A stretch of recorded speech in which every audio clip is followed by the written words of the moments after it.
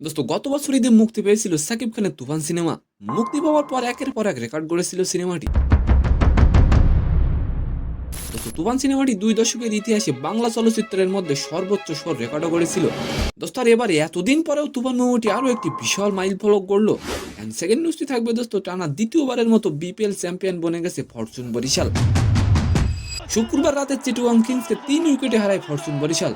দোস্ত তবে হঠাৎই বরিশালের জয় নিয়ে সাজিদ আলম কেন দুঃখ প্রকাশ করলেন, তো নিউজ দুটি জানতে অবশ্যই ভিডিওটি সম্পূর্ণ দেখবেন। সালাম নমস্কার দোস্ত।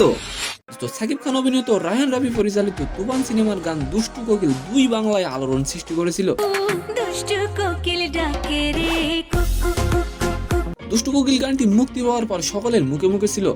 দোস্ত আর এবার সেই দুষ্টু কোকিল গানটি নতুন মাইল ফলক তৈরি করলো। সাকিব খান ও মিমির দুষ্টু কোকিল গানটি যে মাইল ফলকটি স্পর্শ করেছে, দোস্ত এর আগে বাংলা সিনেমার কোনো গানে এত জনপ্রিয়তা দেখেনি শোবিজ ইন্ডাস্ট্রি।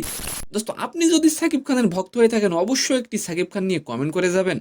দোস্ত দুষ্টু কোকিল গানটির বর্তমান ভিউ সংখ্যা 400 মিলিয়ন হয়েছে। চরকি ও এসবিএফ এর যৌথ ইউটিউব চ্যানেলে গানটির মুক্তির পর দর্শক প্রিয়তা শুরু করে। দোস্ত ইউটিউবে স্ক্রল করে দেখা যায় দুইটি ইউটিউব চ্যানেলের ভিউ যোগ করলে দাঁড়ায় 400 মিলিয়ন ভিউজের দিক দিয়ে গানটি যে রেকর্ড করলো, এর আগে অন্য কোনো গান এই রেকর্ড করতে পারেনি। এন্ড সেকেন্ড নিউজটি হলো দোস্ত, টানা দ্বিতীয়বারের মতো বিপিএল 2025 চ্যাম্পিয়ন হলো ফরচুন বরিশাল। দোস্ত আর এই বিষয় নিয়ে সাজিদ আলম বলেন ফরচুন তো বরিশালের সঙ্গ দিচ্ছে। তিনি আরো বলেন নাহিদ ও হাসনাত আগে থেকেই বরিশালের জামাই হিসেবে জালে আটকা, বিপিএল এর ট্রফিটাও গেল বরিশালের ঘরে। নিজের কথা আর কি বা বলি, সময় এখন বরিশালের। তো সম্মানিত দর্শক, আজকের ভিডিওটি কেমন লাগলো অবশ্যই কমেন্ট বক্সে জানাবেন। আর ভিডিওটি যদি ভালো লাগে অবশ্যই একটি লাইক দিয়ে আমাদের চ্যানেলটিকে সাবস্ক্রাইব করে দিবেন। ধন্যবাদ।